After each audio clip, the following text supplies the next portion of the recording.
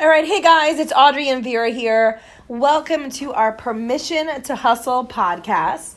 Today we're talking about what to do when there's a dry month. So what's a dry month? It's when, as entrepreneurs, we all know that one of honestly, the biggest pain points of being an entrepreneur is you don't know right now in this very moment, 6 months from now, where your job or your money is going to come from. And I feel like that's one of, the toughest and scariest things for people. And it probably is the number one reason why people don't jump into the world of entrepreneurship, is that you genuinely always have to be ready for anything. And you just never, ever know what's around the corner. And great big things could be there. We were actually talking to a friend today, and she said, I don't know this year if I'm going to make $60,000 or $2 million.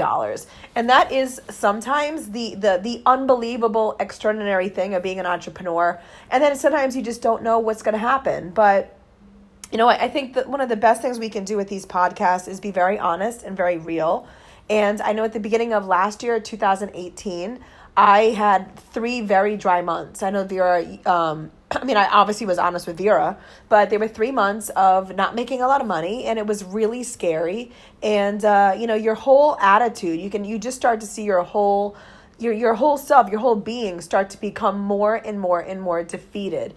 And I remember actually my husband saying to me, do you actually think on January 1st, every brand and person that you work with said, you know what, that's it. We're just not going to work with Audrey anymore. And I remember that making me laugh and just being like, no, you're right. I know that's not what happened. But when you're in it in that moment, it can be really scary. So this podcast, we thought we would offer up 4 tips to you to sort of give you some guidance and let you know some things that you can do if you're suffering from a dry month. So if you're having a downward slope and if you're feeling a little bit defeated, I think that's such a great term. We wanted to give you some ideas of some things that you can do to be a little bit proactive. Yeah. So our very first tip, and I think this is something that we do, believe it or not, in our high and in our lows, this is something that we keep up with all year long, is we water, we massage, we make sure that we are maintaining all the relationships that we have with brands and with companies, with PR agencies, with friends in the business, with colleagues. We make sure that those lines of communication stay open. So if I'm having a particularly slow month, I'm going to use that time to set up coffee meetings, to meet up with Audrey in the city, and to set up back-to-back breakfast, lunch, coffee, dinner, drinks with as many PR people. You just hit like 5 things. Coffee, drinks. Lunch, dinner, snack, ice cream. I'm gonna cookie and milk. A couple of weeks ago we were in the city, and in one of our meetings the girls gave us a menu and we couldn't even fake it. We were like, we literally can't eat. I was like, we cannot eat a croissant. The girl was like, I'm gonna just order a bunch of croissants. I don't think she believed us. I know, she ordered a bunch of croissants and we couldn't do it. Yeah. I couldn't put another thing in my mouth. We were so full from eating from one meal to the next. But that's what you have to do in this time of need. When you're in a slump, you need to get face to face with the people who have the buying power, the brand power, the people with the mighty pen, right? So just build on those relationships that you already have. Start networking, build, and I'm going to say networking. I'm also going to include other bloggers, other influencers, other writers, other agents, other advertisers, whoever it is that is your colleague. Those people have connections too. Yeah. So start putting those feelers out to friends and say, hey, if you hear of anything, or just keep me in mind. Don't be afraid to start reaching out and letting people know that you're still on the radar. And you had a great tip when we do these meetings. One thing that Vera and I always say is too, like, let's not even talk about work. Let's just talk about our lives. Let's not hard pitch. That's not what this is about. It's just like you said. It is straight up just networking and just being people. Totally. Right. I actually prefer not to even bring up work because it's almost a little awkward. Like if you're having dinner and then you're like, so do you have any money for me? Like, I don't think that that's the best use of time. I think it's more, haha, we're cool, everything's cool, aren't we cool? And then bye-bye.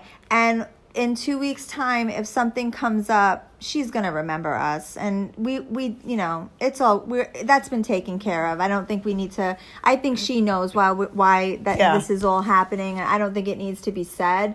But it's just better because I in my heart I just feel like I don't like being put on the spot, and I feel like sometimes that might feel awkward, Yeah.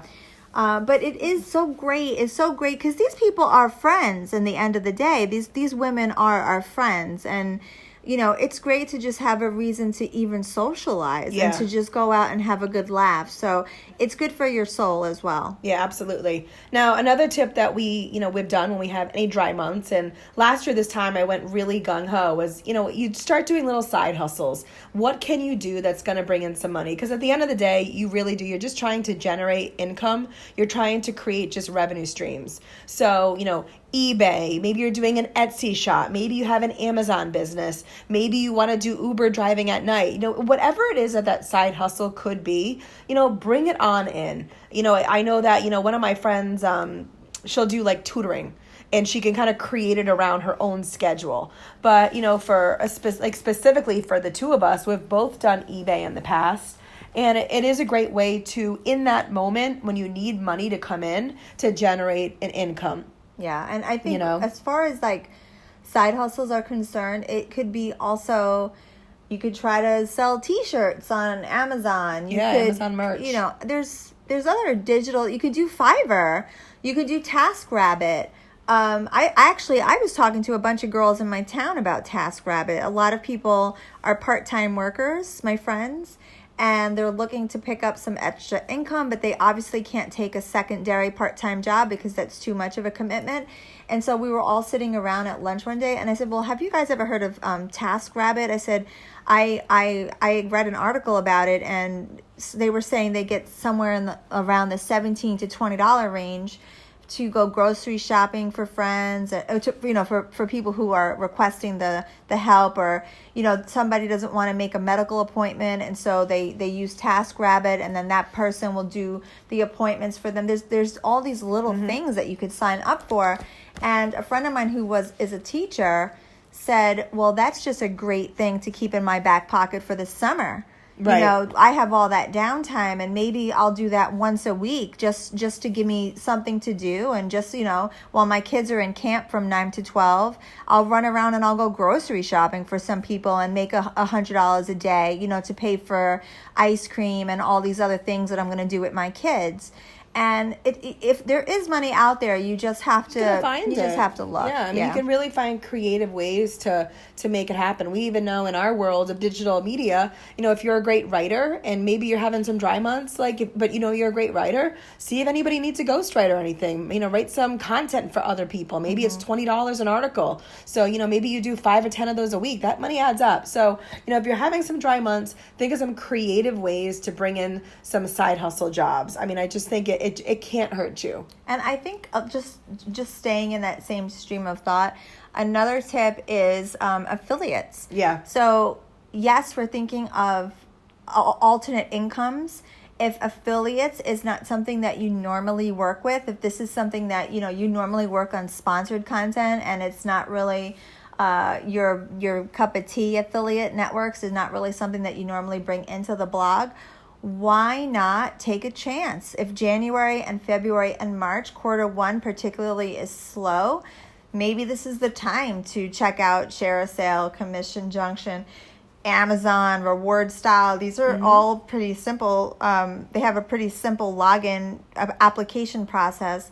And, take the time to pop a few affiliate posts up, maybe just on your social media, see how you feel, how that goes. And again, we interviewed somebody today, Jessica Turner, and she said there's no cap when it comes to affiliates. I could write a post, and with a sponsored post, I can get $100, $1,000, $2,000, whatever my rate is.